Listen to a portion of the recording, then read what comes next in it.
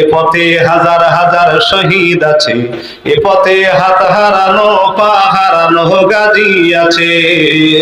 শহীদের বুকের মাঝে,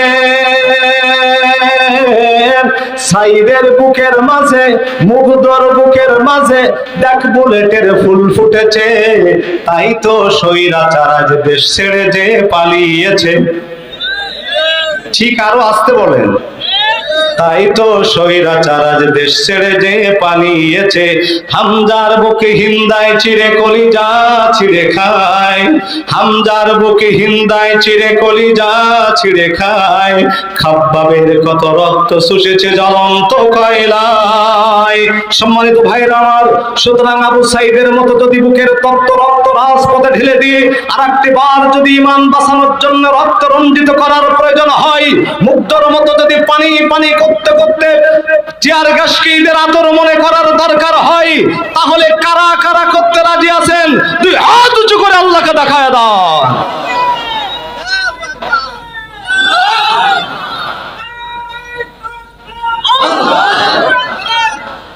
সম্মানিত ভাইরা আমার, আজকের এই কোরআনের মাহফিল আজকের সম্মানিত সভাপতি সাহেবের মতো করে হবে না। কোরআনের কথা হবে কোরআনের মতো করে। এতে যদি কারোর কলিজায় আঘাত লাগে তাহলে বুঝতে হবে ওইটা আবু জেহেল না হয় আবু লাহাবের উত্তরসূরি। আবু জেহেল সেদিন বলেছিল পার্লামেন্ট থেকে, অকালাল্লাযীনা কাফারু লা তাসমাউ লিহাযাল কোরআন, আজ থেকে কেউ কোরআন শুনবে না, আর কাউকে কোরআন শুনতে দেওয়া হবে না।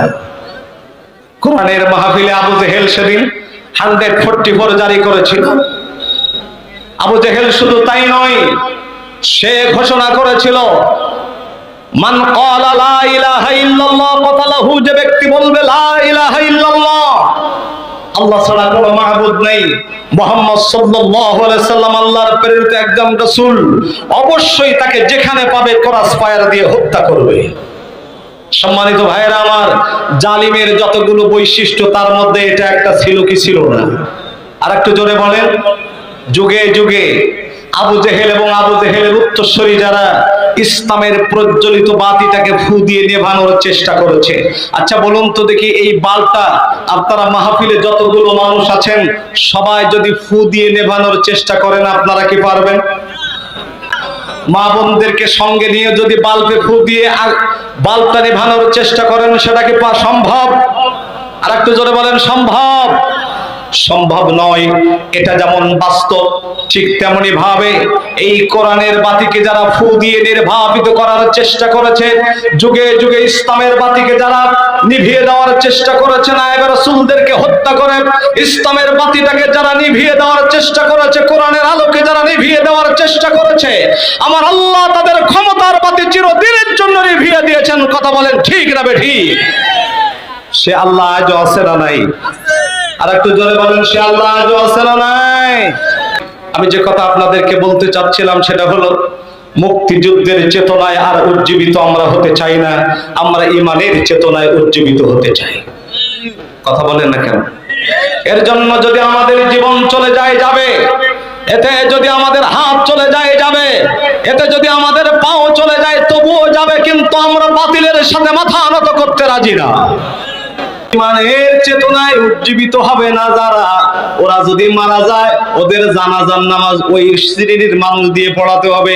তিরমিজির হাদিস, আল্লাহর নবী বলেন যে যেমন মানুষ তার জানাজার নামাজ পড়াবে তেমন মানুষ দিয়ে। চোর যদি মারা যায় চোর দিয়ে জানাজার নামাজ পড়াও, সুদখোর যদি মারা যায় সুদখোর দিয়ে জানাজার নামাজ পড়াও, ঘুষখোর যদি মারা যায় ঘুষখোর দিয়ে জানাজার নামাজ পড়াও, ইমাম যদি মারা যায় ইমাম দিয়ে জানাজার নামাজ পড়াও, মুয়াজ্জিন যদি মারা যায় মুয়াজ্জিন দিয়ে জানাজার নামাজ পড়াও। আর 21 শতাব্দীর ক্রান্তি লগ্নে স্বৈরাচার যদি মারা যায় তাহলে ওর জানাজার নামাজ পড়া তো দূরে থাক, উলুধ্বনি দিয়ে শ্মশানে পাঠাবে, এতে কোনো সন্দেহ নাই। কারণ তো জাগার মাল জাগায় গেছে। কথা বলেন এখন। আবার মাঝে মাঝে স্লোগান দেয়, শর্ট করে ঢুকে পড়বো, মাঝে মাঝে স্লোগান দিচ্ছে চট করে ঢুকে পড়বো।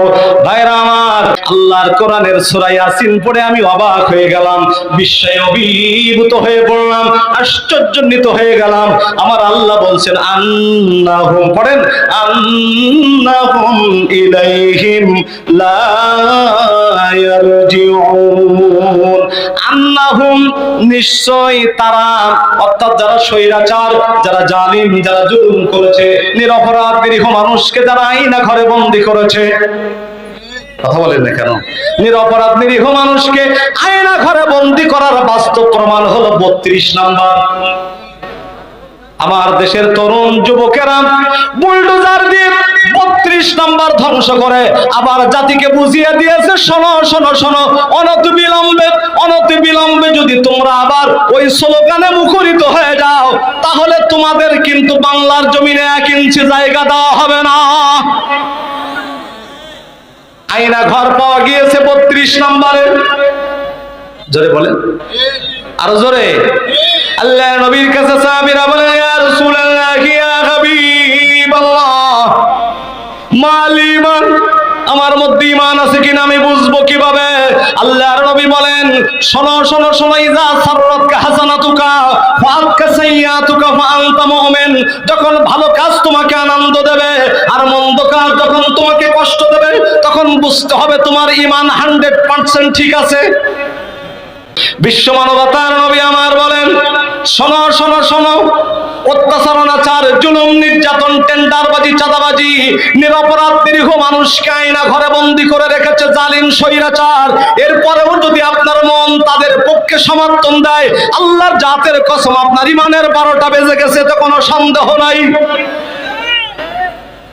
আপনার ঈমানের 12টা বেজে গেছে। রাসূলের হাদিস, ইযা সাওয়াতকা হাসানাতুকা ফাআতকা সাইয়্যাতুকা ফাআনতা মুমিন। যখন ভালো কাজ তোমার আনন্দ দেবে আর মন্দ কাজ যখন তোমাকে কষ্ট দেবে, বুঝতে হবে তোমার ঈমান ঠিক আছে। কার কথা?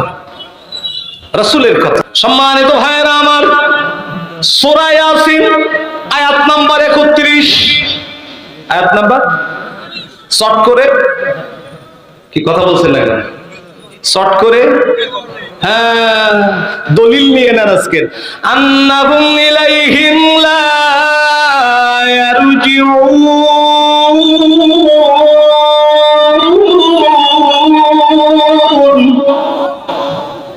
আল্লাহ বলেন, শোনো তামাম পৃথিবীর মানুষ, কোন জালিমের যখন পতন হয়ে যায়, কোন স্বৈরাচার যখন পৃথিবীর জমিন থেকে বিদায় নেয়, আমি আল্লাহ বলছি লা মানে আন্নাহুম লা ইয়ারজিউন।